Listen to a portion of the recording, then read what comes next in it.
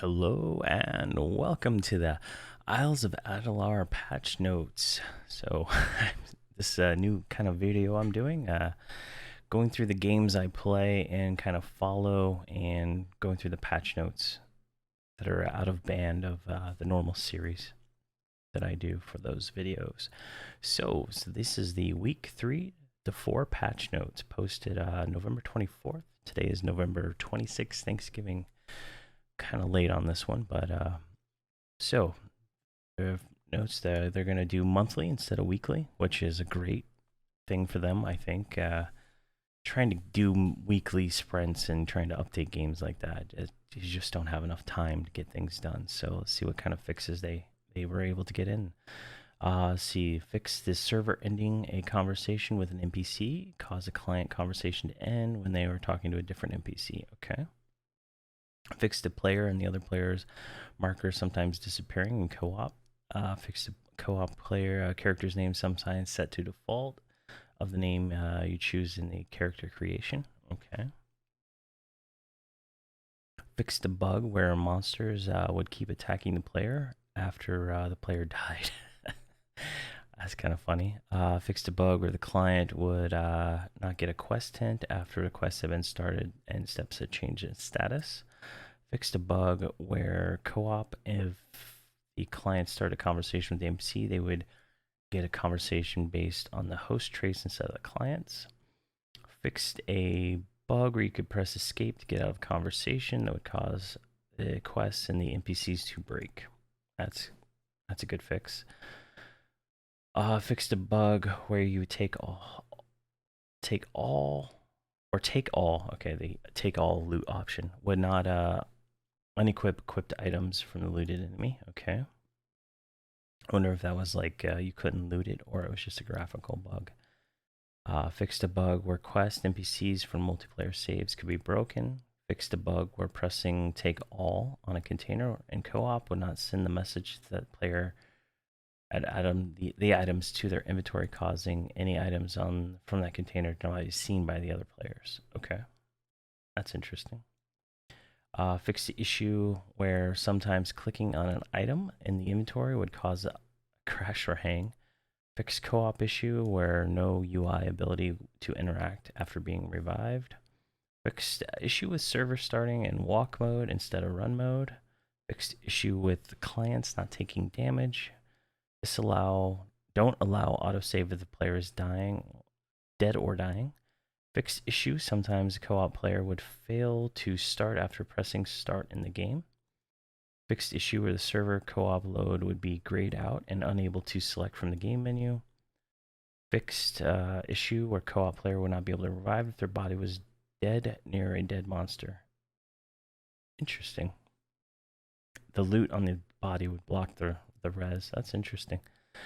Fixed names in lore books. Added upgrade recipes to allow for all bows and quivers. That's a good change.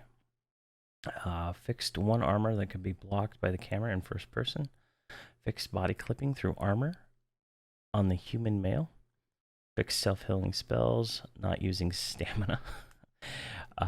Fix some level editor issues of the NPCs being unresponsive if an entity's brain was not quite set up correctly. Let's see here. Fix step 3 of shelter quests, sometimes progresses on its own before you talk to a companion. Fixed regression where UI was not showing up after player died.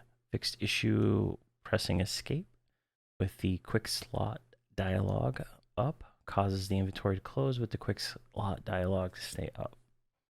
Fixed issue with the player marker not showing on the map in dungeons.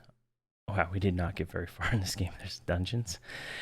Fixed large tree groups, fence sometimes disappearing at different angles. Fixed parry, sometimes switching to an attack. Adjusted all first person animations so the weapon doesn't clip the camera. That's nice. Fixed issue where some dead enemies were invisible upon load and could still be looted. Now they're dead, but visible and can be looted. Okay, perfect. All right, now for the changes. The map markers for both the player and other players are now showing the direction that they are facing. That's a good change. Change scaling of the player markers And locations to be more balanced. I'll have to take a look at that. That's probably co-op. I haven't done any co-op yet. In co-op, you can now join conversations that other players have started with NPCs and vote on which options the conversation should be shown. Oh, that is really cool. Increased gas approach damage resistance. I'm not sure what that is. Don't show the option to load for clients in multiplayer after they've died. Only the server can load a co-op save. Added lists of rivers and lakes to the water panel so you can select difficult to pick overlapping rivers and lakes from the list. Okay. The client no longer is asked to pick a character to start when starting from a multiplayer save. If they picked one, they did not match the one in save game, things could go wrong. Now the server remembers the character and sends the correct one to the client. Note that you'll have to start a multiplayer game over and then save for the multiplayer game to work correctly. Okay, so that breaks all multiplayer games, I guess. Added autosave functionality. Now that sounds awesome because that was what the last playthrough I did.